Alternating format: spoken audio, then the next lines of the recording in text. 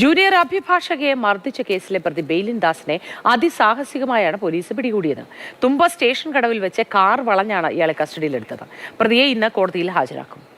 Rahul G Nath വിശദാംശങ്ങളുമായി ഒപ്പം ചേരുന്നുണ്ട്. Rahul, good morning. അതിസാഹസികമായാണ് പിടികൂടിയത്. പക്ഷേ അതിന് മുൻപ് തന്നെ മുൻകൂർ ജാമ്യാപേക്ഷയും ഈ പ്രതി അഭിഭാഷകൻ മുഖേന സമർപ്പിച്ചിരുന്നു. ഒരു കാര്യങ്ങളും പറയാൻ തയ്യാറായില്ലല്ലോ ഇതുവരെയും. എല്ലാ കാര്യങ്ങളും കോടതിയിൽ ധരിപ്പിച്ചോളാം എന്നാണല്ലോ പറയുന്നത്. മോദി അത് തന്നെയാണ്, ജാമ്യാപേക്ഷയിൽ മാത്രമാണ് കാര്യം വ്യക്തമാക്കിയിട്ടുള്ളത്. അതിൽ പറയുന്നത് മനഃപൂർവ്വമല്ല, പെട്ടെന്നുണ്ടായ പ്രകോപനത്തിലാണ് മർദ്ദിച്ചത് എന്ന രീതിയിൽ പറയുന്നുണ്ട്.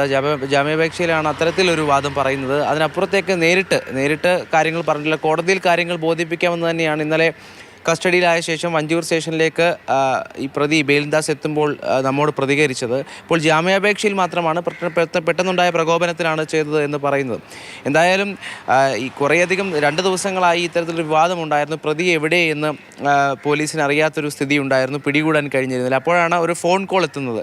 ആ ഫോൺ കോൾ അജ്ഞാത ഫോൺ കോളാണ്. അതിൽ സഹോദരൻ്റെ ഓൾട്ടോ കാറിൽ നഗരത്തിൽ ചുറ്റിക്കറങ്ങുന്നുണ്ട് പ്രതി എന്നുള്ള രീതിയിൽ പോലീസിന് വിവരം ലഭിക്കുന്നത്. അതിൻ്റെ അടിസ്ഥാനത്തിൽ നടത്തിയ അന്വേഷണത്തിനൊടുവിലാണ് സാഹസികമായി, അതായത് പ്രതി സഞ്ചരിച്ച കാർ വളഞ്ഞുകൊണ്ടാണ് പോലീസ് പ്രതിയെ പിടികൂടി തുമ്പ സ്റ്റേഷനിലേക്ക് കൊണ്ടുവരുന്നത്. പിന്നീട് വഞ്ചൂർ സ്റ്റേഷനിലേക്ക് എത്തുകയും ചെയ്യുന്നു. എന്തായാലും മോദി സൂചിപ്പിച്ചതുപോലെ ഇന്ന് ജാമ്യാപേക്ഷ പരിഗണിക്കാനിരിക്കുകയാണ് ഇന്നലെ അറസ്റ്റ് ഉണ്ടാകുന്നത്.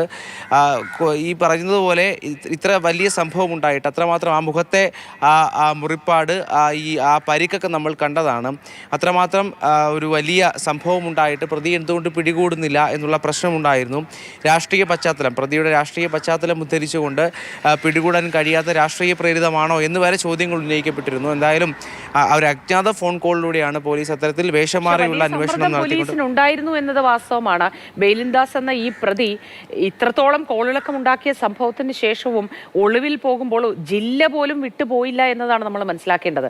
അത്ര ധൈര്യത്തോടു കൂടി തിരുവനന്തപുരം ജില്ലയിൽ സ്വദേശത്ത് സ്വന്തം നാട്ടിൽ അങ്ങനെ കറങ്ങി നടക്കണമെങ്കിൽ എന്തോ ഒരു അമിത ആത്മവിശ്വാസം ഉണ്ടായിരുന്നു എന്ന് വേണം മനസ്സിലാക്കാനും തോന്നുന്നു. രാഹുൽ, അതുതന്നെയാണ്, ജില്ലയിൽ നിന്ന് പിടികൂടി എന്നുള്ളതാണ് മറ്റൊരു ഏറ്റവും പ്രധാനപ്പെട്ട കാര്യം. ഇന്നലെ ഈ പിടികൂടിയ ശേഷം എന്ത് പ്രതികരണമാണ് ഉണ്ടാകുക, അല്ലെങ്കിൽ പ്രതിഭാഗം എന്ത് വാദമാണ് മുന്നോട്ട് വെക്കുക എന്നുള്ളത് ഏറ്റവും ശ്രദ്ധേയമായിരുന്നു. ജാമ്യാപേക്ഷയിൽ അതിൻ്റെ സൂചനയുമുണ്ട്.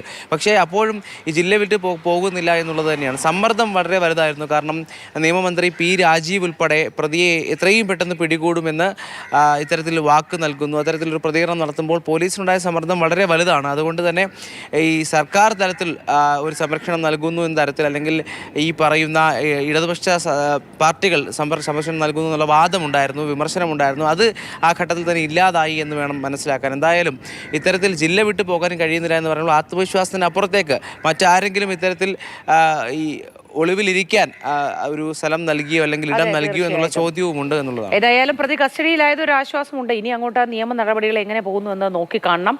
ജാമ്യമില്ലാ വകുപ്പുകൾ ചുമത്തിയിട്ടുണ്ട് എങ്കിൽ പിന്നീട് എന്താണ് കോടതി തീരുമാനിക്കുക, റിമാൻഡ് ചെയ്യുക തുടങ്ങിയ കാര്യങ്ങളിലേക്ക് കടക്കും. അതൊക്കെ നമുക്ക് കാത്തിരുന്ന് കാണാം. രാഹുൽ ജി നാഥാണ് വിശദാംശങ്ങൾ നൽകിയത്.